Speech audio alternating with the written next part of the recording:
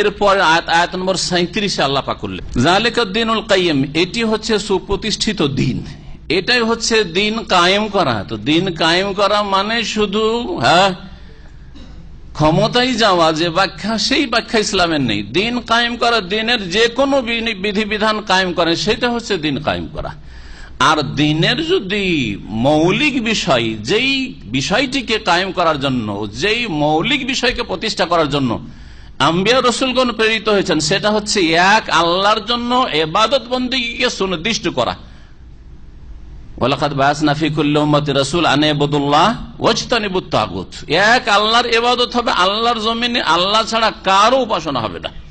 তাওহীদে উলুহিয়ত, জাতি আল্লাহর ইবাদতে শিরক করেছে, মানব জাতিকে যারা মুশরিক হয়েছে তাদেরকে আল্লাহ ছাড়া অন্যের উপাসনা, পূজা, ইবাদত থেকে উদ্ধার করে আল্লাহর ইবাদতে লাগানো, এটা হচ্ছে সমস্ত নবী রাসূলগণের দিনের মৌলিক দাওয়াত।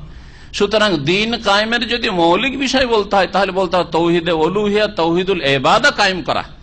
আল্লাহর জমিনে যেমন দুর্গা পূজা হবে না, দরগার পূজা হবে না, আল্লাহর জমিনে আল্লাহ ছাড়া অন্য কাউকে সেজদা করা হবে না, অন্য কারো কাছে দোয়া করা, আহ্বান করা হবে না, অন্য কেউ আমাদের দিতে পারে, নিতে পারে, উত্থান পতনের মালিক, এইরকম কুফরি শিরকি আকীদা রাখা হবে না, এগুলিকে উৎখাত করতে হবে। এটা হচ্ছে নবী রাসূলগণকে প্রেরণ করার এবং দিন কায়েমের মৌলিক বিষয়। তো দিন কায়েমের বিষয়টিকেও বিকৃত করেছে এক শ্রেণীর লোকেরা, অপব্যাখ্যা করেছে, যার ফলে দুনিয়া দিন কায়েমের নামে দুনিয়ার গরজ পুরা করা হয়ে থাকে। আর দুনিয়ার গরজ পুরা করতে হয়ে বা পুরা করতে গিয়ে মানুষ অনেক সময় পার্থিব জীবনে ক্ষতিগ্রস্ত হয়ে থাকে, যা অনেক জ্ঞানীরা বুঝতে পারছেন। আল্লাহ পাক রব্বুল বলছেন যে এটি হচ্ছে আদ-দীনুল কাইয়্যিম, দিন কায়েম করা, সুপ্রতিষ্ঠিত দিন। এটি হচ্ছে দিনের প্রতিষ্ঠা, যে আল্লাহর বিধানে রয়েছে যে এই মাসগুলি সম্মানিত মাস, সুতরাং এই মাসগুলির মর্যাদা দান করবে বিশেষভাবে। আর তারপর আল্লাহ পাক বলছেন ফালা তাযলিমু ফীহিন্না আনফুসাকুম, সুতরাং এই মাসগুলিতে তোমরা তোমাদের নিজেদের উপর জুলম করিও না। এই মাসগুলি বলতে 4 মাসকে বোঝানো হয়েছে, নাকি প্রথম দিকে যে আল্লাহ বলেছেন ইসনা আশার 12 মাস, 12 মাসকে বোঝানো হয়েছে? এই ব্যাপারে দুটি তাফসীরকারদের মত রয়েছে। একটি মত হচ্ছে যেহেতু 4 কথাটি কাছাকাছি জায়গায় রয়েছে, সুতরাং ফিহিন্না মানে ফি আরবা, এই 4 মাসে বিশেষ করে তোমরা জুলম অত্যাচার করিও না, মানুষের জুলুম করিও না, আল্লাহর হকের ক্ষেত্রে জুলুম করিও না, জি, পাপে লিপ্ত হইও না, আরো বেশি সজাগ থাকিও এই মাসগুলিতে। এটা প্রাচীন যুগ থেকে বিধান। কিন্তু গুনাহ থেকে শুধু এই 4টি সম্মানিত মাসে বাঁচবেন, বেশি মর্যাদার মাসে, আর অন্য মাসে 8 মাসে বাঁচবেন না গুনাহ থেকে। দিন ইসলামে গুনাহ থেকে বাঁচার ক্ষেত্রে আর ফরজ ওয়াজিব আদায় করার ক্ষেত্রে, আল্লাহর সন্তুষ্টির কাজে নিজেকে লাগানোর ক্ষেত্রে 12 মাসই সমান, 12 মাসই সমান।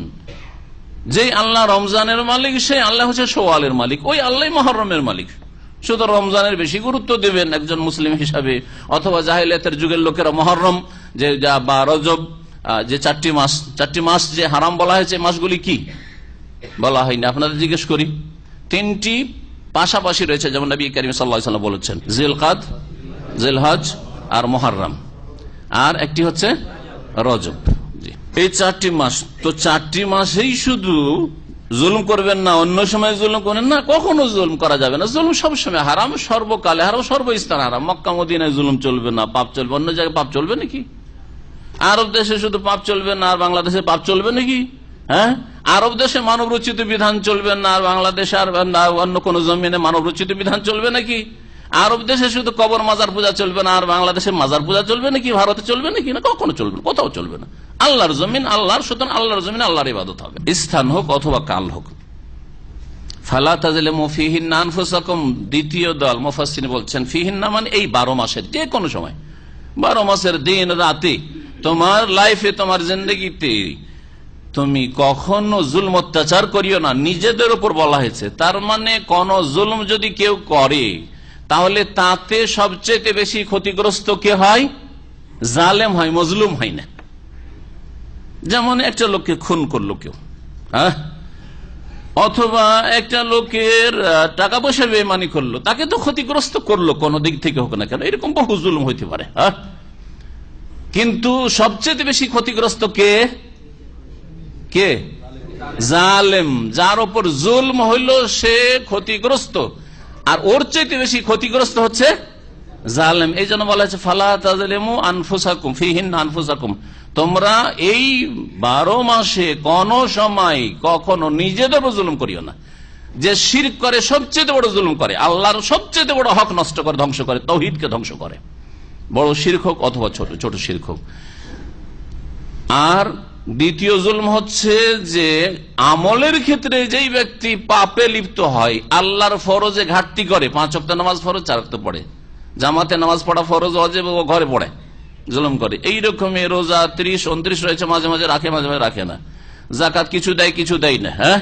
এইরকম বিভিন্ন ফরজ ওয়াজিব আদায় করার ক্ষেত্রে পর্দা করা ফরজ, মহিলা কিছু পর্দা করে কিছু করে না, মাথাটা ঢাকে আর পেট পিঠ ঢাকে না, শাড়ি ব্লাউজ পরে, অথবা সালোয়ার কামিজ পরে পেট পিঠটা তো ঢাকে কিন্তু মাথা ঢাকে না, চুল খোলা থাকে, চুল মাথার উপরে একটু হয়তো রাখে, এইদিকে পেছনে চুল দেখা যাচ্ছে। যে যতটা অপরাধ করলো ফরজ ওয়াজিব আদায়ের ক্ষেত্রে ঘাটতি করে অথবা হারাম নাজায়েজ কাজ করে, সে ততটা জুলুম করলো, সেও জালেম, দ্বিতীয় জালেম। তৃতীয় জালেম হচ্ছে জুলমুল ইবাদ, একজন ব্যক্তি আর একজন ব্যক্তির জুলুম করা।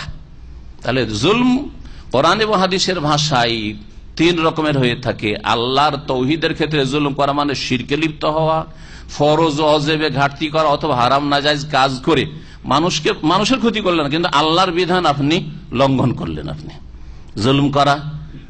আর এই অর্থে বেনামাজি মুশরিকের পরে বড় জালেম, ঠিক কিনা? যে নামাজ পড়ে না ও তো কারো ক্ষতি করে, বাহ্যিক নামাজ পড়ে না তো আমার কি ক্ষতি করলো, কিন্তু সে সবচেয়ে বড় জালেম মুশরিকের পরে। মুশরিক কাফের মুনাফিকদের ব্যাপারে সবচেয়ে বড় জালেম হচ্ছে বেনামাজি, ফরজ ওয়াজিব যে আদায় করে না। আর যেই ব্যক্তি জুলুম করে, এক মানুষ আরেক মানুষের জুলুম করে, এক সৃষ্টি আরেক সৃষ্টির জুলুম করে, পশু পাখির ক্ষেত্রেও তাদের অধিকার রয়েছে, হক রয়েছে, যেটা আপনার জন্য আল্লাহ হালাল করেছেন সেটাকে শুধু মেরে ফেলে দিবেন অথবা কষ্ট দিয়ে মারবেন, সেই ক্ষেত্রে জুলুম নবী কারীম সাল্লাল্লাহু আলাইহি ওয়াসাল্লাম বলেছেন। খিদাই মেরে দিবেন, পিপাসাই মেরে দিবেন, বিড়ালকে কুকুরকে হারাম করেছেন, জুলম, নবী কারীম সাল্লাল্লাহু আলাইহি ওয়াসাল্লাম জাহান্নামে যাওয়ার কারণ। তো তোমরা নিজেদের উপর জুলুম করিও না, মানে অন্যের উপর যদি জুলুম করো বা শিরক করে জুলুম করো, ফরজ ওয়াজিবে ঘাটতি করে জুলুম করো, হারাম নাজায়েজ কাজ করে যদি জুলুম করো, ঘুষ খেয়ে জুলুম করো, সুদ খেয়ে জুলুম করো, তাহলে নিজেদের উপর জুলুম করলে প্রথম তুমি ক্ষতিগ্রস্ত দুনিয়া আখিরাতে। ওয়াকাতিলুল মুশরিকিনা কাফা, তোমরা সর্বাত্মক ভাবে মুশরিকদের বিরুদ্ধে সশস্ত্র লড়াই করো, আল্লাহ বলছেন। ওয়াকাতিলুল মুশরিকিনা কাফার আরেকটি অর্থ হচ্ছে যে তোমরা সমস্ত মুশরিকদের বিরুদ্ধে কি করো? লড়াই করো সশস্ত্র। কামা ইউকাতিলুনাকুম কাফা, যেমন তারা তোমাদের সকলের বিরুদ্ধে লড়াই করে। তাহলে এই ক্ষেত্রে যখন দেখবো যে কোন মুশরিক দল, কাফের দল মুসলিম বলেই তাদের বিরুদ্ধে লড়াই করে, অস্ত্র ধারণ করে, তাদের বিরুদ্ধে আল্লাহ অস্ত্র ধারণ করতে বলেছে। তোমাদের যে কোনো মুসলিমকে পেলেই মারতে হবে, মুসলিম নারী হিজাব করলেই বাধা দিতে হবে, মারতে হবে, ক্ষতি করতে হবে, মুসলিম ইসলাম পালন করলেই তাকে মারতে হবে। এই যদি মন মানসিকতা থাকে তাহলে তাদের বিরুদ্ধে আল্লাহ পাক স্পষ্ট ভাষায় বলছেন ওয়াকাতিলুল মুশরিক, এইরকম মুশরিককে তোমরাও মারো, তাদের বিরুদ্ধে লড়াই করো। তাহলে ইসলাম বলছেন ওয়ালা তা'তাদু, যেখানে জিহাদের আয়াত এসছে বলছে যে দেখো ওয়ালা তা'তাদু, সীমা লঙ্ঘন করিও না। নিরীহ ব্যক্তি, নির্দোষী ব্যক্তি, বৃদ্ধ 80 বছরের বুড়া কাফের, না, নবী নিষেধ করেছেন। মহিলা অস্ত্র ধারণ করতে যান না, না, খবরদার কোন মহিলাকে হত্যা করিও না। শিশু না বালক এখনো, খবরদার তার জুলুম অত্যাচার করে তাকে হত্যা করিও না। নবী করিম সাল্লাল্লাহু আলাইহি ওয়াসাল্লামের জিহাদের এগুলো হচ্ছে উত্তম আদর্শ, যেই আদর্শ ইসলাম ছাড়া আর কেউ শিখায়নি। বরং জালেম কাফেররা মুসলিমদেরকে যে মারে সবচেয়ে বেশি তারা দুর্বলদেরকে মারে, শিশুদেরকে মারে, বৃদ্ধদেরকে মারে, নারীদেরকে মারে, আর কত রকমের যে তারা মানবাধিকার লঙ্ঘন করে তারাই বেশি, আর তারাই শুধু স্লোগান দেয় মানবাধিকার, যারা মানবাধিকার বুঝেই না। ওয়ালামু আন্না